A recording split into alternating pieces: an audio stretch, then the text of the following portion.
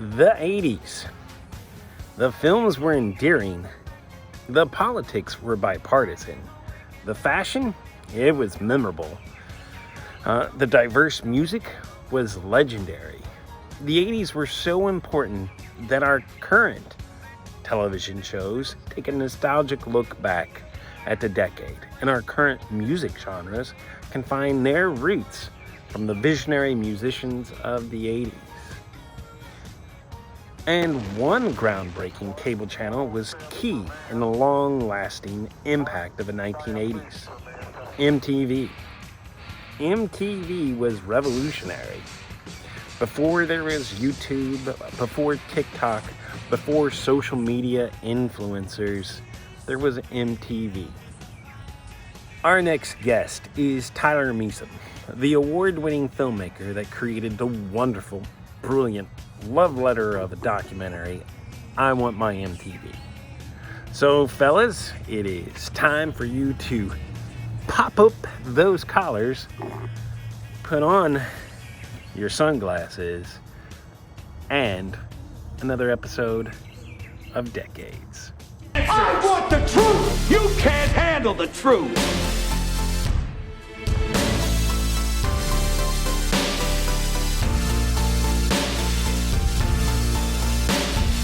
Mr. Gorbachev, tear down this wall.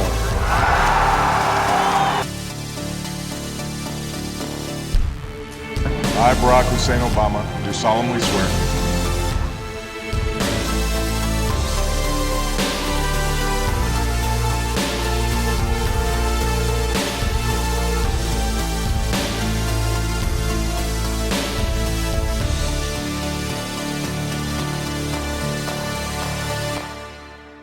I did not have sexual relations with that woman. Another plane just hit. Right, oh my God, another plane has just hit. It hit another building.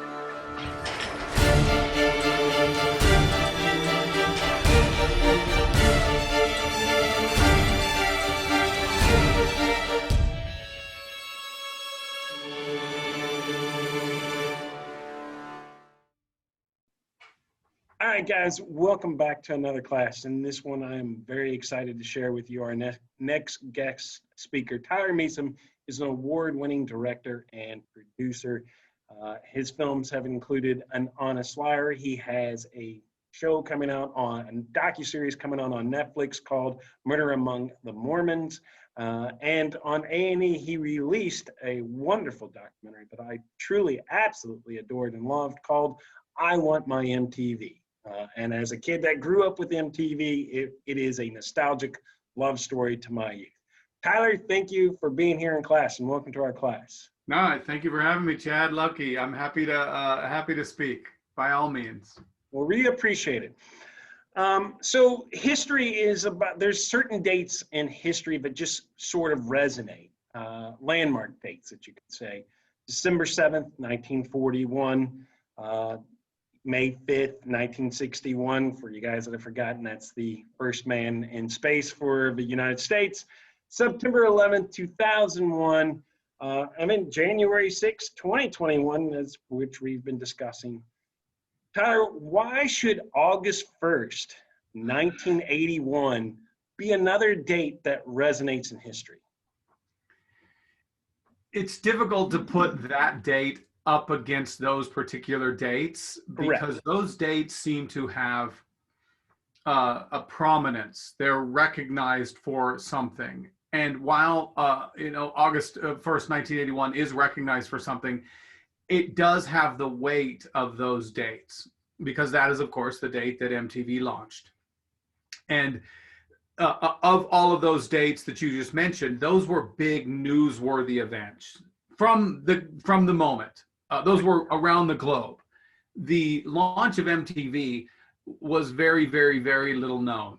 So few people knew, and many people claim that they were sitting there watching MTV when it launched. They weren't. I assure you, there was a handful of people across the United States, mostly in small towns, that were watching MTV when it first launched.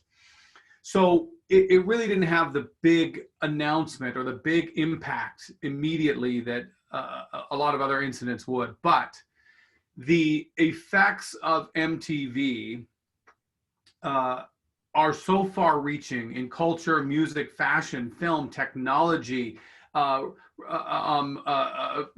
global communications, global interactions, and pop culture in general, and culture in general. The ramifications of that are so far reaching that most people really haven't even looked into how influential MTV really was and how much it affects everything we do, wear, see, listen to today. Well, I mean, and what I'm going to ask us to do is to break down some of these impacts that you just mentioned. And I remember as a kid, and I was not one of these people that watched MTV. I will not claim I saw Video Killed the Radio Star on that very first moment. But I do very vividly remember, like, probably I felt like it was 1983-ish for me when I started getting it in my channel network. And I remember watching vivid videos such as the Eurythmics' Sweet Dreams Are Made of This, the Bondish fill of Duran Duran's Hungry Like the Wolf, or the one that was the blockbuster magnitude of Michael Jackson's Thriller, which, I mean, we literally timed to watch because MTV announced it. Why did MTV matter so much to the music industry? And did the industry realize how important the channel was becoming? The music industry at that time was actually in quite a lull. The album sales of the 70s were massive for the music industry. Okay. The album rock, and then there was disco. Disco had a huge effect on album sales and music. And then, as you know, disco died pretty quickly. Album rock really disintegrated. And what was happening, one of the problems is that the cassette tape revolution was coming in. So people were buying one album or one cassette tape, and then they'd record the cassette tapes and they'd give them out to their friends. So people just weren't buying music as much as they would before.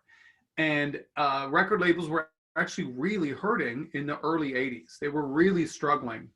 I also don't think there was as many good acts in the early 80s as there was in the mid 70s or late 70s even. So they were struggling. So MTV came around, and when they first launched, they had very little content. They had very, very few music videos.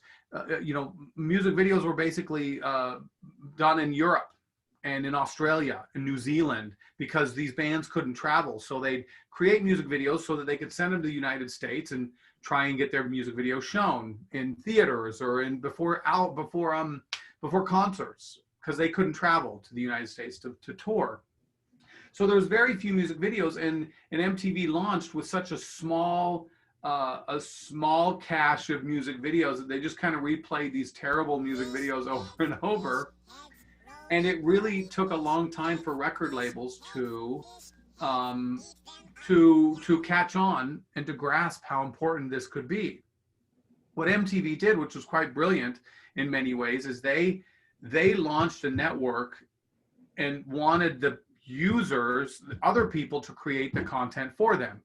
I mean, imagine if a record or if a channel launched right now and they said, everybody give us your stuff and we'll put it on, and and you pay us, you create it and you give it to us for free and we'll put it on.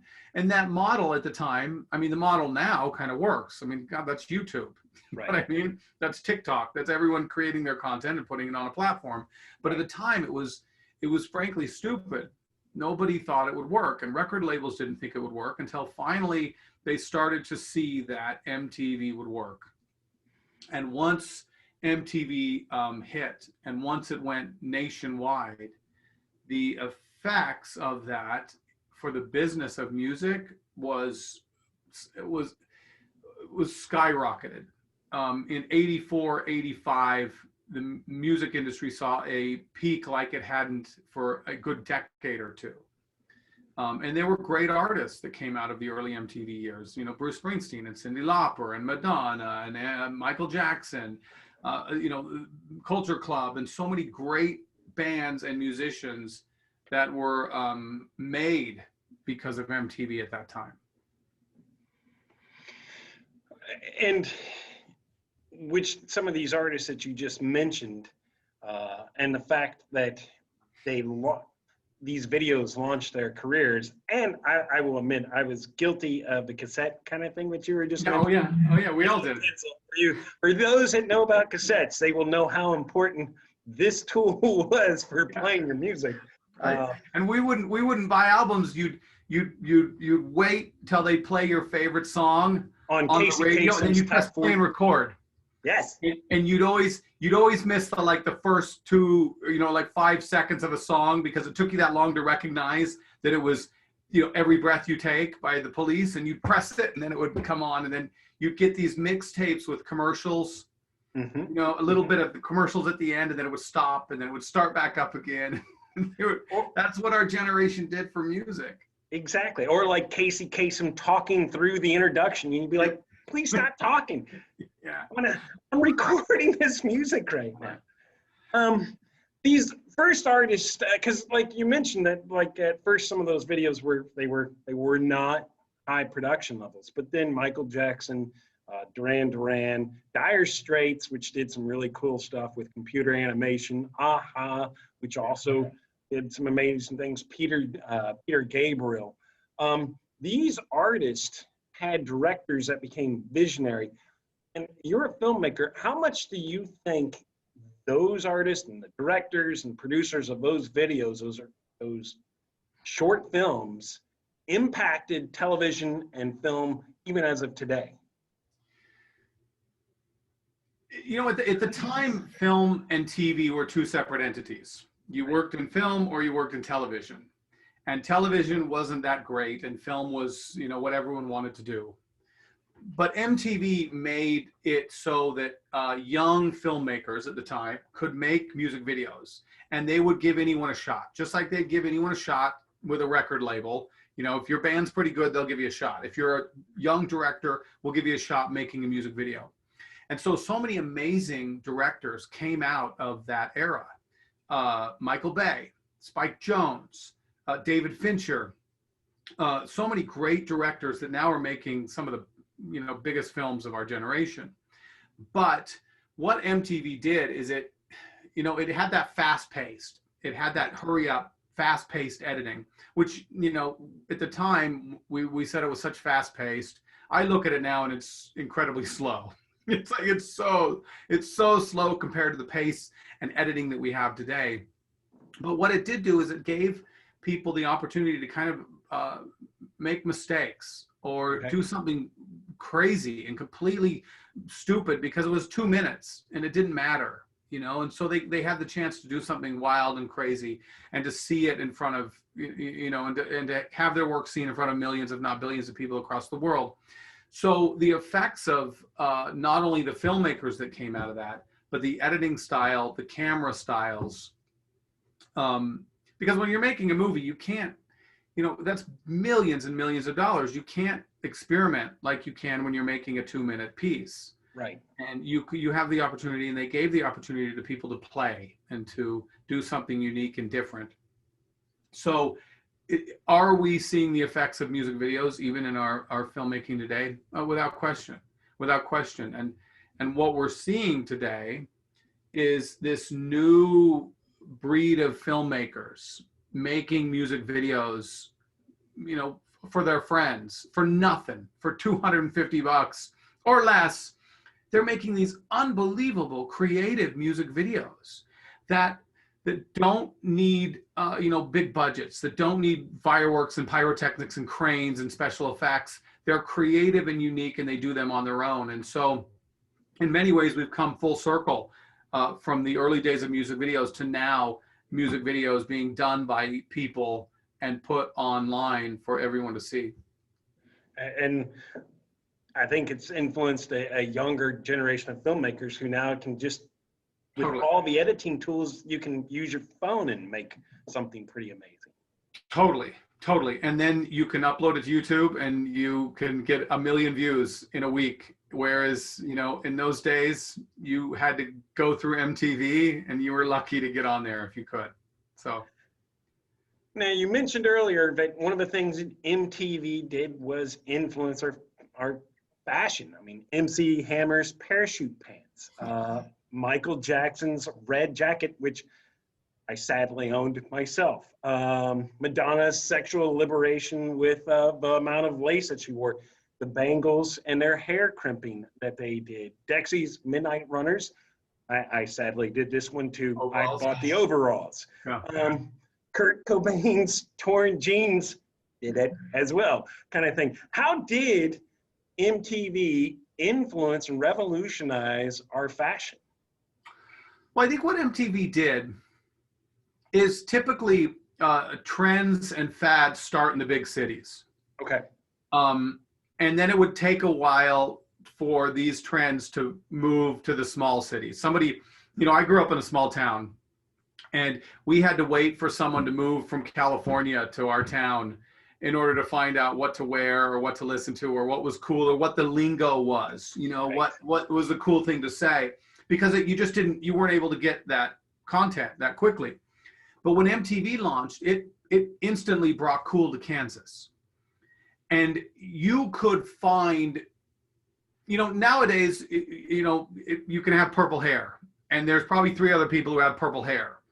But in our day, when we went to school, if you were goth, where did you find your group? There wasn't anyone. But then MTV came on, and you went, oh my God, there are people that dress like that feel like I do. There are people who, have different sexual preferences than I do in my small town in Kentucky or whatever it may be.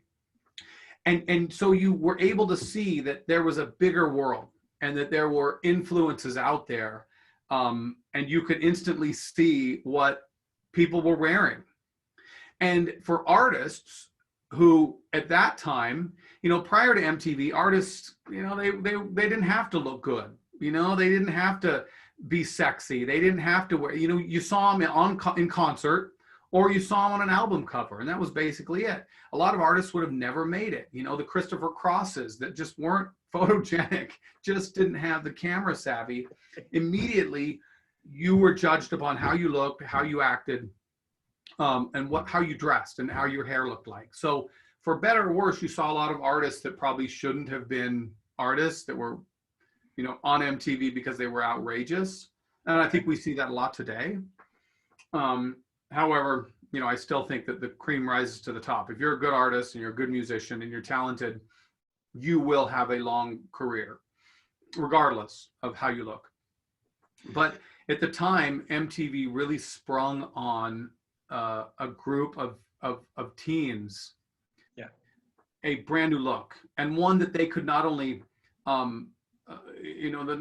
they could assimilate to, but also one that they could say, I feel good looking like Boy George, and it's okay for me to look like Boy George because he looks like Boy George.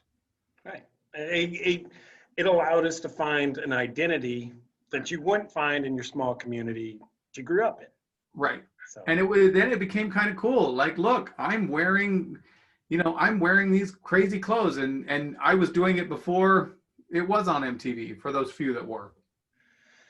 Now, speaking of like communities and national communities, there's a lot of small communities such as the one I grew up in that the local radio stations just didn't have the catalog. And so MTV, started off with a catalog, but it started branching off, creating new shows such as Yo MTV Raps, Headbangers Ball, 120 Minutes, among others. Out of all their genre category of music channels, which one do you think today has the biggest O of thanks to one of those shows? Boy, MTV at the time was different from any other channel, and they intended to be. They did not want to be like CBS, NBC, ABC. They just had no interest in being a channel that your parents watched. MTV was for kids. And what happened at the time as well is that, at one time it was that, a family had one television, right? And they sat down and they watched TV, and then they watched the Disney Channel or the Disney movie of the week together. And then in the 80s, it became such that televisions were less expensive, and cable was being run, and so you could split the cable or steal the cable. It was a thing. It was very much a thing. And kids could have their own TV downstairs. So their parents could be upstairs watching the nightly news with Walter Cronkite, and the kids could be downstairs watching 120 Minutes. So what MTV did is almost be the anti-television. They didn't want to look or feel like any other television station at the time. So to say there's a station like that now, I honestly don't know if there is. What I think it is entities like TikTok that are those, TikTok's not for me. It's for my daughter. That is the MTV of this generation. You put content on it. It can be music. It can be documentary. It can be whatever you want it to be. And it genuinely or generally appeals to youth. Right. So if there's anything like that now, it's user-generated content on TikTok or YouTube. And I know YouTube's now launching a short TikTokian kind of model. So that's what I think is the closest to it. Not even television anymore. Television it doesn't know what to do anymore. People don't have cable. People are jumping to streamers. Everyone's trying to find out what's next and new. Do you think there is a music genre that grew because one of those channels? Would it be? My initial thought would be the R&B with rap because of MTV Raps maybe. Yes. What MTV did, especially with R&B or I'm sorry, with hip hop, is initially they were kind of against it. I think they were a little bit afraid of it. And I think they didn't think that it'd have the pull that it would at the time. And so they launched this teeny little show, and we cover it in the film. They launched this teeny little series, Yo MTV Raps, and they put it on literally at 2 a.m, thinking no one's going to watch this. And it became the most watched show of all time on MTV. Oh, wow. And at one point in the 90s, early 90s, Yo MTV Raps and hip hop was without question the biggest music force on the channel. And I would say right now, hip hop is the most popular musical genre in the world. And not only did it bring, hip hop or Yo MTV Raps didn't even just bring, it brought what the inner cities of New York and Los Angeles, it brought it to Kansas so kids could listen to hip hop. But what it also did is it took it all over the world. Mm-hmm. Yo MTV Raps was the cultural ambassador of America for hundreds of countries. For better or worse, a lot of countries would look at America and say that's America's, moral purview is Yo MTV Raps. But it really influenced an entire globe, more than I think any other television channel. To be frank, I really do think it did.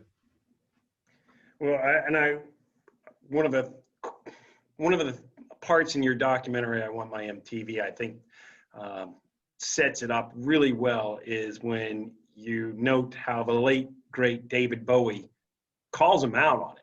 Just totally. Straight up calls him out on it. And it's a very powerful moment. It transitions MTV's view of diversity of music.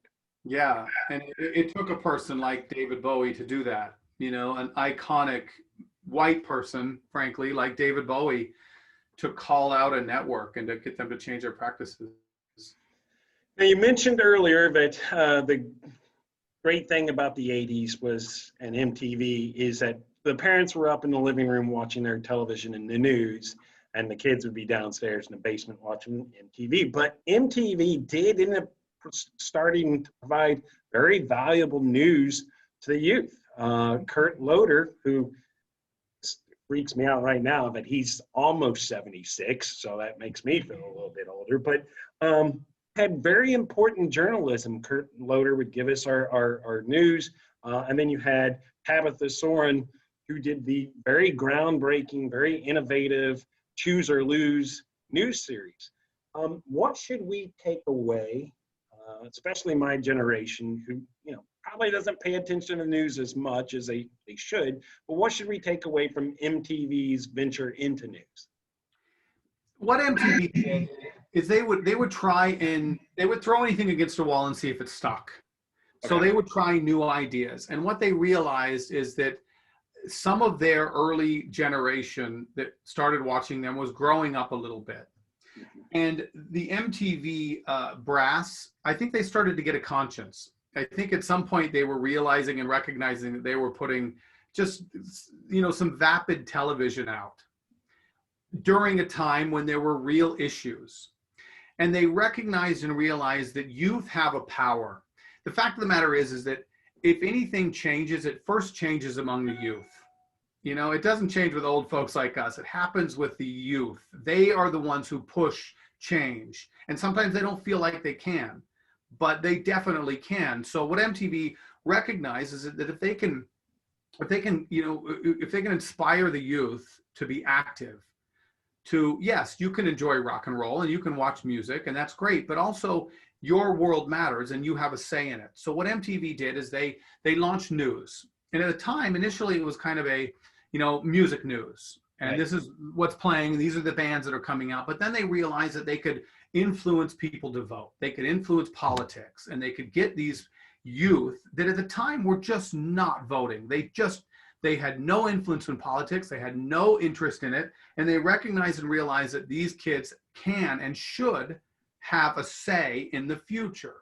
So they launched Rock the Vote. And what they did is really inspired a generation of voters, my generation, that continue to be politically active. Right. And so I think they really, did a service to see what they have done, and what they also did in some ways, which may be bad, is that they kind of infotained news. Prior to that, news was a guy standing up, Walter Cronkite, and he'd be very stale and stiff, and he'd read the news, and this was the news, and this was how the news was. What MTV did is made it fun and fresh and hip and quick and smart, right? And that effect we see more now than ever. News is not just a way to regale with what happened in the day's events. It is entertainment. And so when you combine the info news entertainment of MTV with MTV making the real world and launching reality television, and you combine them together, we get people, for better or worse, like Trump, who engage in both reality television and the entertainment of news, and also the skewing and the bias of news. What MTV did is they appealed to a certain demographic. This is what the catering of television was at the time. Before it was like people watched television. You weren't loyal to ABC or NBC. If the Fall Guy was on ABC, you watched ABC. Magnum PI was on CBS, you watched CBS. What happened at that time is they narrowcast. CNN launched. It was for news. MTV launched. It was for music. Then it was country music television for country music. ESPN was only for sports. And so now you see that even more, this fractured, I watch this channel for my news and that's it. And I watch this channel for my sports and that's it. So MTV was one of the first ones to do that. And I think they did that without the harm that it would have today. But they did it to appeal to youth for the most part. Well, I think what my guys probably won't understand, and now that you've mentioned it, is that when we were growing up, especially in the 70s, you had 3 channels, Right. maybe 4. You had ABC, CBS, and NBC, and then if you had a powerful PBS channel, Right. you got that. And so cable revolutionized the world, and MTV was one of those innovative revolutionary forces. Yeah, if you were a kid and you stayed home from school in our generation, there was nothing. There was nothing to watch. There was no reason to stay home because you couldn't sit and watch television. Nothing. Soap operas. I feel like once a week there would be the after-school special, like Right. a really bad cheesy movie. Yep. And Michael Landon was a bedwetter as like my as a high school kid, and that's like one of my only memories of these kind of shows. But you're right, we would be Sad outside. for you, Chad. That's really sad for you. We've mentioned that my students now, they have TikTok, they have YouTube, they have an ability to actually narrow to what they watch, as you've shared with just channels and stuff. And you've mentioned that MTV was throwing things against the wall to try to just stick. And you brought up the reality portion. They were one of the first to break in reality television with the Real World series. In doing so, they left the executives eventually left their model of music. Right. Because they were focused on game shows, reality television, or news programs. Do you think the leadership that ventured with this music television eventually regretted the fact that they killed music television? You know, music videos, when they first came out, they were very interesting. Right. And they were new. And everyone was like, oh my God, a music video is so cool. It's 2 minutes and it's so cool. And then after about 10 years of that, you just went, this isn't that cool anymore. It's okay, but it's not that great. And I think people got a little bored with it. And the music videos themselves started to get a little stale. They started to follow the same kind of model. And hair metal came out. And then it was just like these really vapid music videos with pyrotechnics and women in cages. And it just kind of became a little silly. And so I think people started to get bored with music videos. And if there's one thing that MTV did and always does and still does, is that it appeals to a demographic. It did not grow up. It said, we appeal to 12 to 18 and that's it. And we're going to stay in that zone. And at some point they just kind of, youth got tired of music videos. They weren't cool anymore. Okay. And then why am I going to sit through a Culture Club video to get to a Twisted Sister video? I don't need to anymore. I can get right on the internet and watch any video I want at any time. So I think music videos just kind of ran their course, to be honest with you. And people didn't want to sit and watch them anymore. They wanted to watch what they wanted to watch at that time. They didn't want to be curated. So, or they want to curate themselves, if you will. So I think if MTV hadn't have made a shift away from music, I don't think they'd still be around. Okay. I think they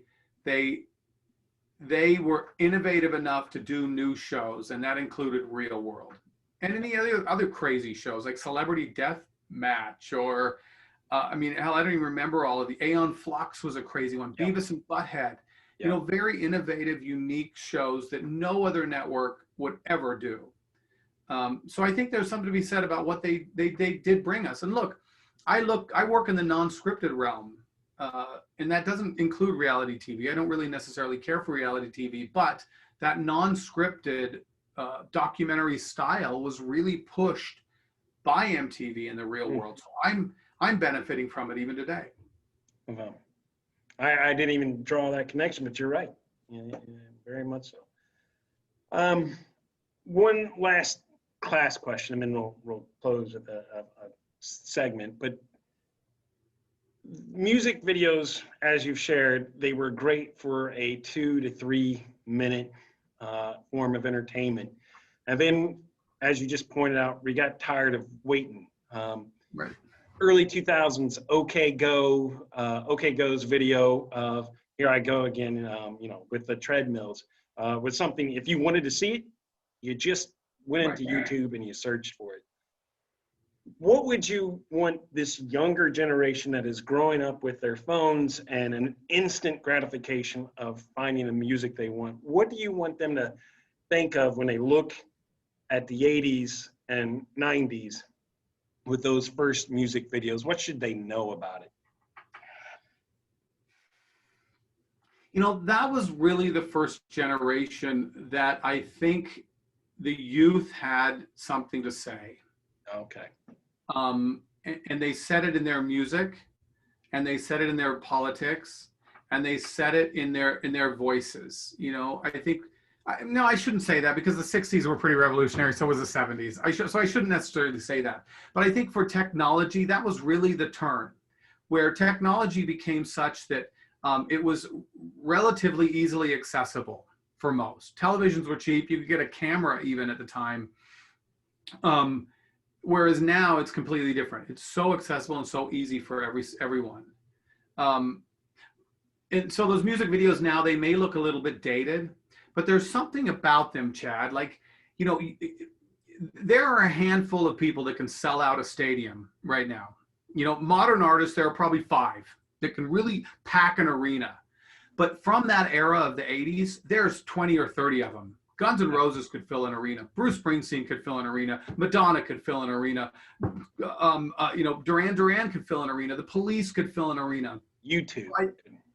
You go into any karaoke bar in the world and they're singing songs from the 80s. Yep. You know, so there's this long lasting effect of that music that wasn't any better than music from the 60s, 70s, 90s, maybe a little bit better than the 90s.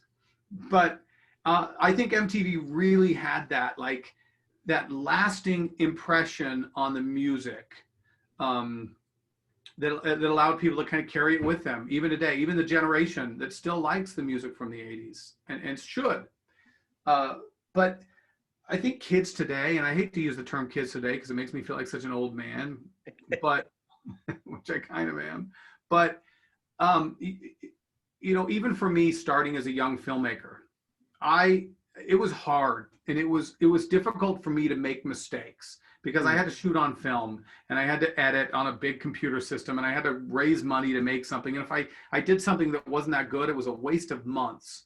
But nowadays you can experiment and you can try new things and you can shoot with your phone, and the content and the media that we're going to see in the next 5 to 6 years, because the youth today they can podcast, they can create music, they can edit it on their own system, they can get their friends together and make a movie. And so they're learning to make the mistakes, and you're going to make mistakes. If you're making media, you're going to make mistakes, but you're doing it early rather than later. And so I think we have that amazing quality to make media quickly and creatively and to get people to see it. And I do think MTV got us to that point. I think they have a lot to honor for bringing us here.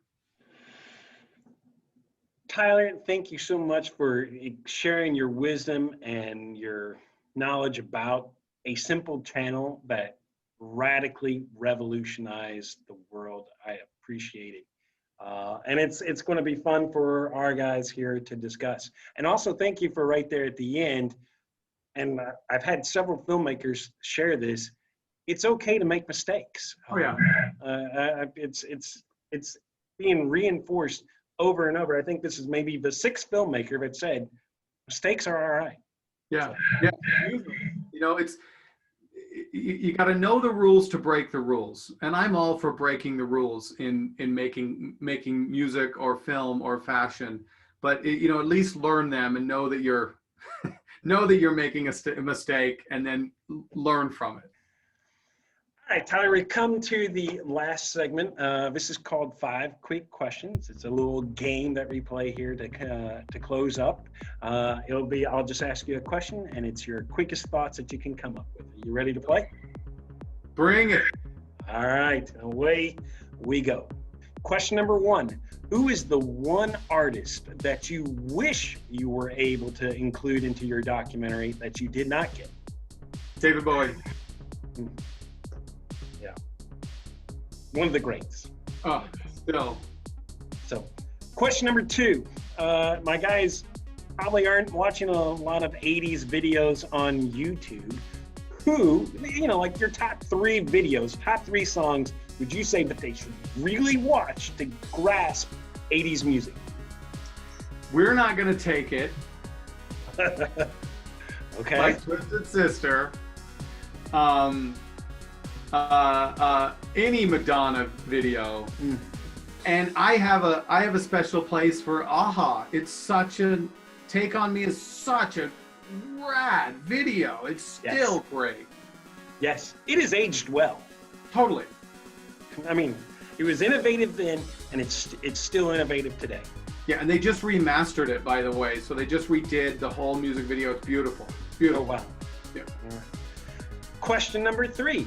You have a new docuseries coming out on Netflix called Murder Among the Mormons.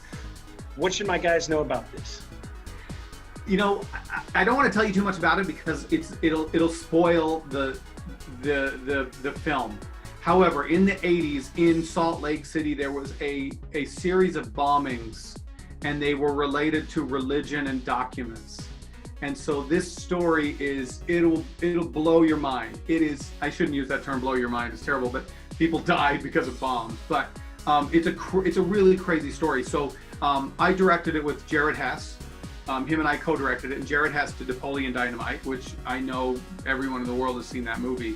So we made this really smart but crazy story that we did together. It comes out on March 13th. And oh man, I can't wait. It's such a cool film. It's such a cool story. Well, congratulations on it. I look forward to watching it. Question number 4. When you go back and look at your high school yearbooks and junior high yearbooks, what is your 80s cringiest look that you regret now? You know, I was never really a slave to fashion. But at the time, what we did is we pegged our pants. Yep. You know, so we roll our pants up at the bottom and then just kind of bring them together a little bit. But I think a little bit after high school, the worst thing was the braided leather belts that were too long and like hung down in this like phallic looking way that I regret. That I regret. But it could have been worse. I could have been wearing, you know, parachute pants or hammer pants, you know, which a lot of kids wore. They did. I did not. I wore the red jacket from So what was yours then, Chad? With my pasty white skin and a red jacket. That was a bad combination. What was yours then? Well, the jacket was a horrible look, but I did the hairstyle of what was called the rat tail. And unfortunately, that is a horrific look. It is. I don't know why we thought for hair this is a good look. It was not. Don't do that again. All right, so Tyler, 5th question. You are a filmmaker. You have a passion for film. You have a passion for the 80s, clearly portrayed in your documentary. What is the one movie that my guys should watch from the 80s that encapsulates the 80s? You know, 80s movies were very much like MTV. They were full of music. They were kind of fast cut, and they appealed to youth. So there were so many great youth-oriented movies at that time, much more than there are now. Much more. And for us, in our generation, that's what we did. We went to the movies. I don't think kids go to the movies as much as they used to. But there was a market for teenage films. But the one that I think really encompasses the 80s more than any other is The Breakfast Club. Yep. And it's another movie that has aged well. Totally. Oh, totally. And it still resonates with kids today. And it's great. Great music. John Hughes is amazing and brilliant in any of his movies for the most part. So. Well, Tyler Measom, you have played 5 questions. Thank you so much for being a part of our class today. Thanks for everything that you've shared. No worries, Chad. Happy to do it. Good luck, everybody. Enjoy your summer that's coming up. A summer unlike any other, we hope. All right. Thanks, Tyler. Thank you, Tyler, for this engaging conversation on MTV and its influences in a decade of the 80s and beyond. Guys, as always, remain awesome, be nice, stay safe, and I will see you soon. Minus 10, 9, 8, 7, 6, 5, 4. One small step for man, one giant leap for mankind. Ladies and gentlemen, rock and roll. MTV has been heralded as fresh and innovative and criticized for being shallow. When MTV first hit, this was the biggest talk in the universe. MTV dropped a grenade into our world. Everybody was watching MTV. People had it on like the radio. I want my MTV! Made international stars almost overnight.